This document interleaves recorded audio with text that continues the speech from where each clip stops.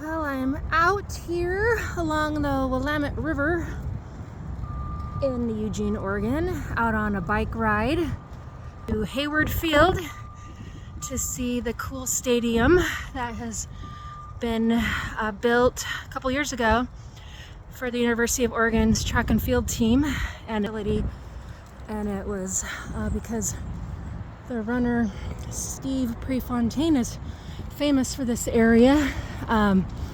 As his coach, the legendary Bill Bowerman is the founder and creator of the Nike shoe.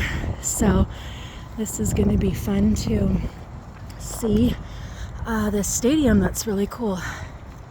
And the bike ride so far is really great. Nice day here in Oregon. Lucked out today.